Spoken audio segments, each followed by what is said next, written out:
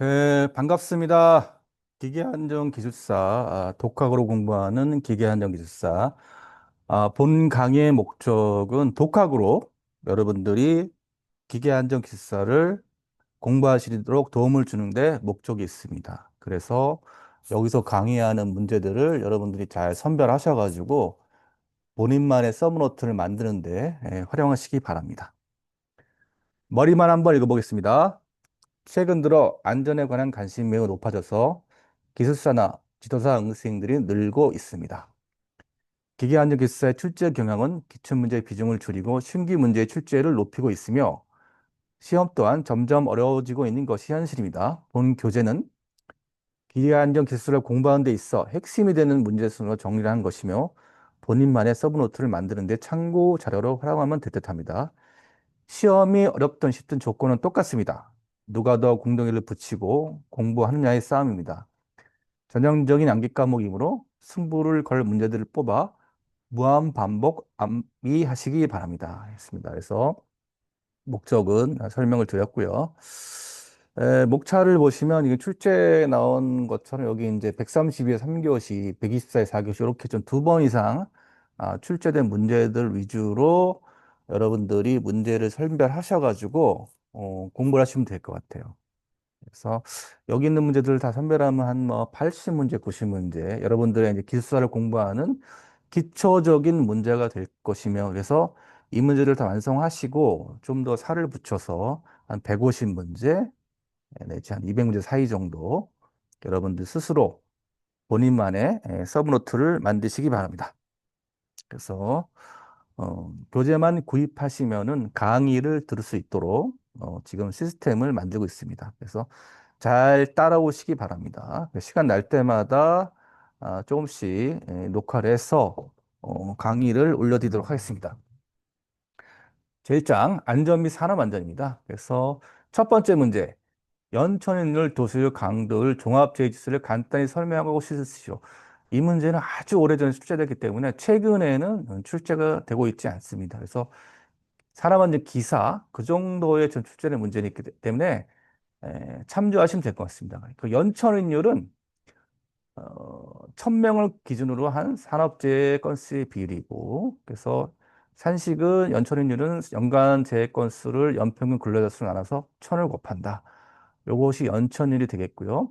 도수율, 빈도율은 도수율은 산업재해 발생 빈도를 나타내는 단위이며 근로자 시간 100만 시간당 재해 발생 건수이다. 100만 시간당. 그래서 재해 건수를 근로자 총 시간 나눠서 여기에 100만을 곱하면 됩니다. 그렇습니다. 그다음에 세 번째 강도율. 1000시간당 근로손실수를 나타낸다. 그래서 강도율은 근로손실수를 근로 총 시간 나눠서 1000을 곱한다. 그렇게 되어 있습니다.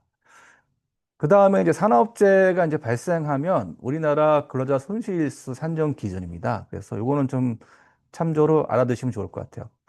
사망 및 영구 전 노동 불능재해는 그 산재 등급 1급에서 3급 정도 7,500일이고요. 영구 일부 노동 불능재해는 4급에서 14급에서 4급은 5,500일에서 14급은 50일 정도 됐고, 일시전 노동불능제한 효율배수 곱하기 300. 이 300은 이제 근로일수를 360으로 나눈 거고.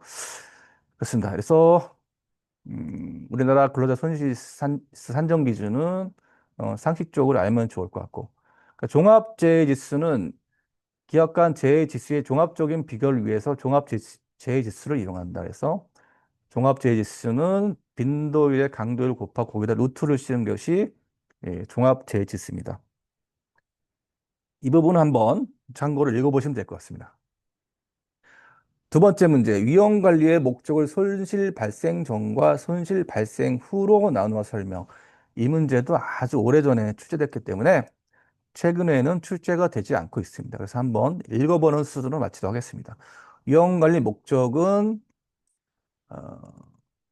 발생 전 목적, 발생 후 목적으로 나눕니다. 그래서 발생 전 목적은 발생 방지 여부를 알 수 없는 순수 위험에 대한 효율적인 사전 관리 방법이고, 발생 후 목적은 이미 발생한 순수 위험에 대한 신속하고 효율적인 사후 관리 방법입니다. 그래서 손실 발생 전 위험 관리는 예방적 차원의 안전 관리로 가장 이상적이고 우리가 추구해야 할 위험 관리 잘 안 되죠.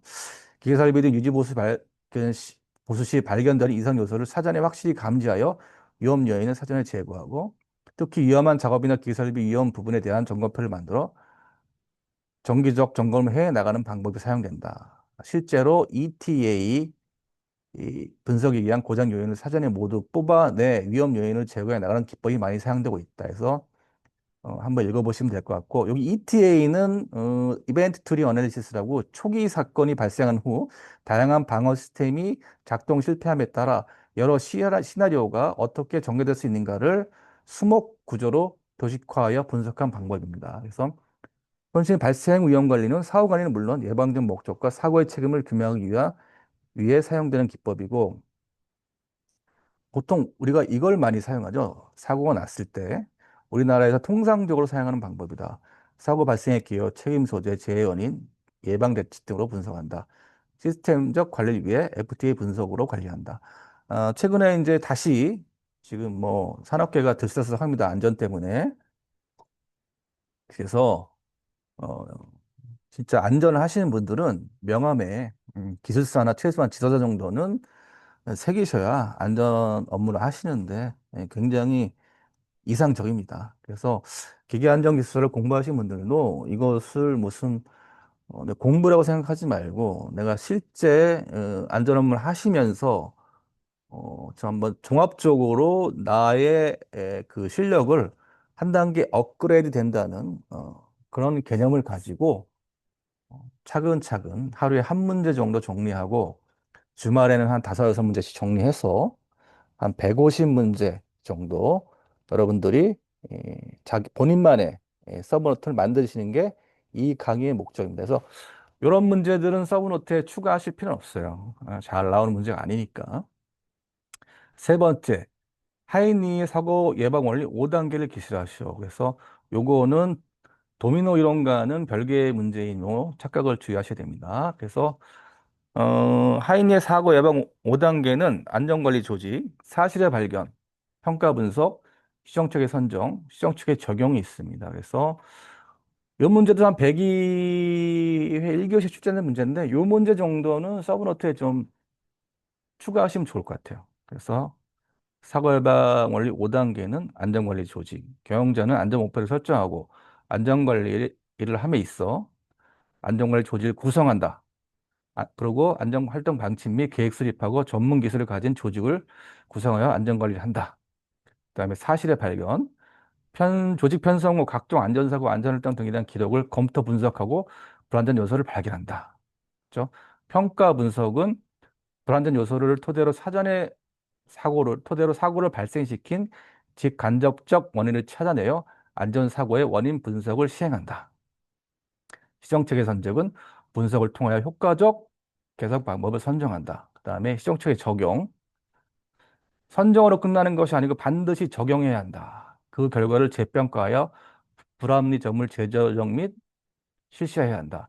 시정책은 교육, 기술, 규제 3위 대책으로 실시한다. 그래서 3위 대책은 에듀케이션, 기술공학, 엔지니어링, 규제, 인포스먼트 이렇게 참고로 아시면 좋을 것 같고 다시 한번 말씀드리면 사고예방 5단계는 안전관리 조직 선정하고 사실의 발견을 하고 평가 분석을 하고 시정책에 선정을 하고 시정책에 적용을 한다. 이렇게 서브노트에 정리를 잘 하시면 될 것 같습니다. 그러니까 네 번째, 이 문제는 좀 정리를 잘 하셔야 돼요. 재손실 비용의 산출 방법에서 하인리 방식과 시몬스 방식에 대해 설명하셔요. 그러니까 하인리와 시몬스가 들어가 있어야 되겠죠. 이거는 132의 3교시, 124의 4교시 최근에 출제가 됐고, 다음 내년에 137회에도 충분히 출제가 될 수 있다고 생각이 됩니다. 그래서 이런 문제들은 좀 잘 정리하고, 음, 그러면은 벌써 두 문제 정도 정리하시면 될 것 같습니다. 아까 그 사실의 발견 5단계, 사고 예방 원리 5단계 하고, 이 문제는 정리를 해야 된다. 계열 보시면 재해 코스트는 재해로 인하여 경영자가 있는 경제적 손실이며 회사가 부담해야 할 재해 경영 손실에서 손실이 하나여 계상하는 것이 원칙이다. 그래서 첫 번째 하이니 방식은 재해 총 손실액을 직접비와 간접비로 합산한다. 근데 여기 지금 직접비와 간접비의 비율은 1대 4 정도가 된다. 그래서 간접비가 직접비보다 훨씬 크죠. 4배가 크다. 그래서 직접비는 뭐가 있느냐? 산업재해를 발생 시 받게 되는 산재보상보험금을 말한다. 그래서 휴업급여, 장애급여, 요양급여, 유족급여, 장의비, 유족특별급여 이런 것들이 그다음에 직접비고 그래서 직접비는 산업재해 발생 시 받게 되는 산재보상금을 말한다. 휴업급여, 평균 임금의 70%에 상당하는 금액, 장애급여는 십자장애 등급에 따라 지급되는 금액 1급에서 14급 정도, 요양급여는 치료에 필요한 의료비 전액, 유족급여는 사망 시 유족에 지급되는 급여로 평균 임금의 1,301분에 상당하는 금액, 장의비, 평균 임금의 120분에 상당하는 금액입니다. 그래서 간접비는 뭐가 있을까요? 아, 유족특별급여는 유족특별급여 및 장애특별급여는 중대재해에 해당하는 경우 일시금 추가 지급한다 이렇게 돼 있으면서 가부터 바까지가 직접비고 간접비는 재해로 인해 잃게 되는 손실 중 직접비 외의 모든 손실을 4로 계산한다. 그래서 하인의 방식은 직접비와 간접비의 비율이 1대 4다. 직접비에는 이런 게 가부터 바까지가 있고 가부터 발을 제외한 모든 것들을 간접비로 이제 사용한다. 그다음에 시몬스 방식입니다. 이거는 하인리의 불합리한 점을 보완한 거예요. 그래서 이거는 제 총 손실액을 보험 코스트와 비보험 코스트로 나눈 겁니다. 하인리는 직접비와 간접비가 나눈 거고. 그래서 보험 코스트는 뭐냐? 사업장에서 지출하는 산재보험료 플러스 보상에 관련되는 재반 경비 플러스 보상금에 따른 이익 손실분 하이니 방식보다 이게 더 세부적 계산입니다. 그래서 이게 보험 코스트고.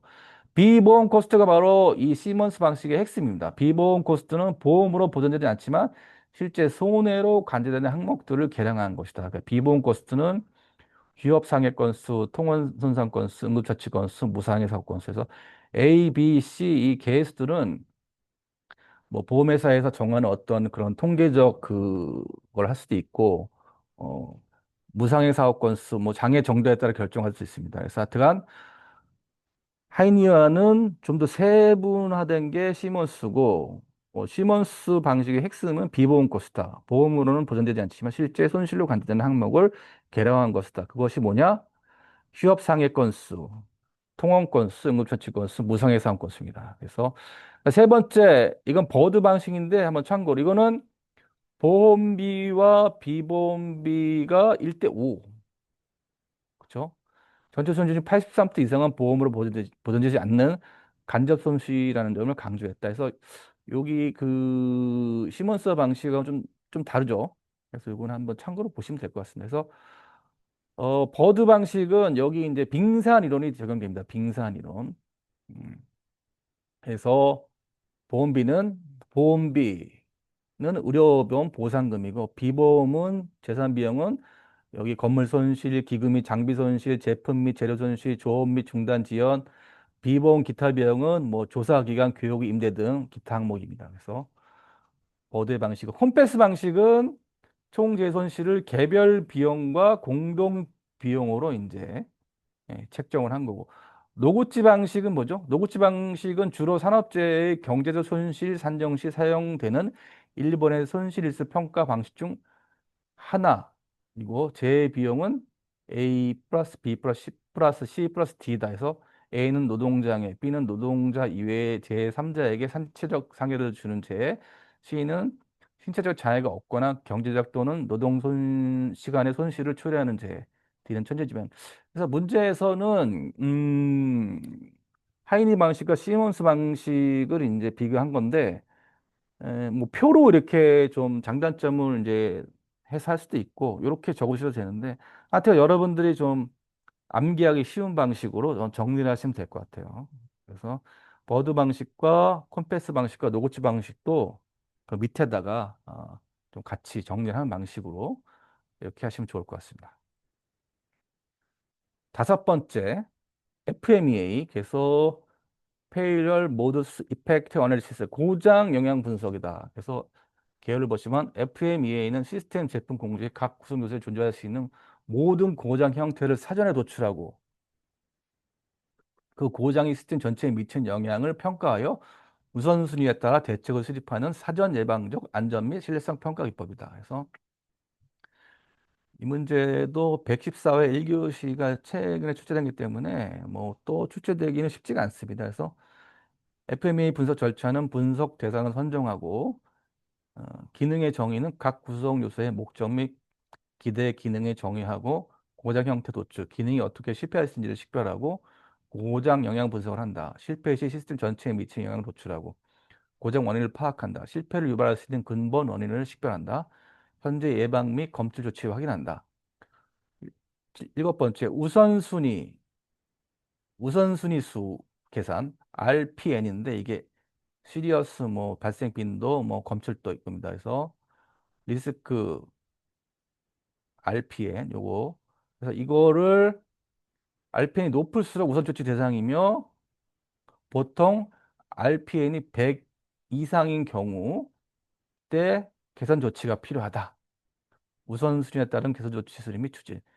특징은 FTA보다 간단하고 적은 노동력으로 분석할 수 있다. 논리성이 부족하고 각 요소 간의 영향을 분석하기 어려워 두 가지 이상의 요소가 고장나면 분석이 곤란하다. 위험성 분석법과 병행하는 일이 많다. 해서 이것도 상식적으로 한번 읽어보시면 좋을 것 같습니다. 그 다음에 여섯 번째, 기계 설비의 자동화가 유발하는 안전관리상 이점과 문제점을 설명하시오. 뭐 이 문제가 혹시 나오면 여러분이 뭐 공부를 안 하셨다 해도 상식선에서 적으시면 됩니다. 최선을 다해서. 요즘 그 우리가 산업재해가 좀 많이 나다 보니까 스마트 팩토리로 되다 보니까 이제 뭐 산업용 로봇부터 시작해가지고 기계가 전 자동화가 되고 있습니다. 거기에서 발생하는 어, 장점과 문제점 그런 것들을 이제 묻는 질문이고요. 계열을 보시면 자동화란 기계적, 정기적 컴퓨터 시스템을 응용하여 생산 및 운영하고 관리하는 기술이다. 이 기술에는 아래와 같은 것들이 포함된다. 부품을 가공하기 위한 자동 기계 공구, 자동 조립 기계, 산업용 로봇, 자동 물류 처리와 보관 시스템, 품질 관리를 위한 자동 검사 시스템, 피드백 제어와 자동 검사 시스템, 생산 활동을 지원하기 위한 계획, 자료 수집 및 결정을 위한 컴퓨터 시스템. 이런 것들이 다 자동화고요. 안전관리상 장점을 보시면 자동화는 원래 인간의 육체 노동을 감소하려고 만든 거죠. 그래서 작업자를 위한 영역에서 접근 기회를 감소, 위험한 곳에 이제 들어갈 필요가 없죠. 그다음 유해 환경 노동보다 작업자를 예방하고 따라서 안전상 노동 위생상 효과적이다. 단점도 있죠. 단점은 복잡한 기능을 내장하여 인간의 예상에 반대로 작용하는 경우가 있다. 운송 중 가동 구역 내에서 유지 관리 시 순간적으로 자동기가 동작 시 많은 재해를 발생한다. 최근 자동기계 및 각 작업장 라인에서 안전상 문제점이 발생한다. 제어가 소프트웨어 되어 자동기계나 라인이 인간에게 무관하게 가동하는 등 움직임을 외관으로 파악하기 어렵다. 다섯 번째, 자동기계나 라인의 복잡화 구조화 때문에 작업자 이상 처리 적응이 곤란하다. 여섯 번째, 자동기계나 라인은 전문 메이커 위의 제품이 다양하여 문제가 생기고 안전 대책이나 보존성 확보가 어렵다. 일곱 번째, 생산 설비의 대형화로 정지 손실이 커서 작업자가 비상시 라인 정지를 시키기가 어렵다. 그렇죠? 이상 발생 시 처리되는 처리는 인간이 하지만 안전이 충분히 고려되어 있지 않다. 이것은 자동 기계가 안전하다고 오해하는 생각에서 기인하기 때문이다. 결론은 자동화는 기술의 확대와 더불어 더욱더 고도화되고 있다. 인간의 작업 능력을 대행하고 사고 판단 기능의 지원까지 진행하고 있으나 인간과 기계의 특성 차이와 자동 기계의 장단점을 잘 인지하여 시스템을 구성하는 것이 안전관리상 매우 중요하다. 이 문제는 뭐 깔끔합니다. 여러분들이 아는 선에서 정리를 잘 하시고 자동화 때문에 이제 산업연도복 문제들이 최근에 뭐 엄청나게 출제가 되고 있습니다. 그 부분 뒤에 또 설명을 드리도록 하고. 하여튼 이 문제 132의 3교시에 출제가 됐기 때문에 최근 다음에 또 충분히 출제가 될 수 있는 문제입니다. 서브노트에 잘 추가하시기 바랍니다. 그래서 오늘 강의는 이제 여기까지 하고 다음에 또 이어서 7번 문제부터 강의를 진행하도록 하겠습니다. 첫 번째 강의이지만 여러분들이 잘 따라오셔서 오늘 지금 벌써 이 문제 중에 한 두세 문제는 정리해야 되잖아요. 그래서 하루에 한 문제씩 뭐 대학 노트에 하든지 지금 그제처럼 뭐 실제 답안지 양식이 하든지 이렇게 해서 잘 정리를 하시고 정리할 때는 산업안전보건법에 나와 있는 문제들은 뭐 서론, 개요, 본론, 뭐 결론을 할 필요 없어요. 그게 바로 답입니다. 그건 다이렉트 쓰면 되는 거고 이런 문제들은 좀 디자인을 개요, 뭐 본론, 결론 이런 식으로 좀 25점짜리 있는 디자인을 네, 만들어서 서브노트를 만드는 게 좋습니다. 그 답안지 구성상. 그래서 그런 거 좀 생각하시면서 오늘 간단히 한번 읽으시 정리해 봤습니다. 그래서 어, 잘 좀 따라오셔가지고 여러분 스스로 공부하시기 바랍니다. 첫 번째 강의 마치도록 하겠습니다.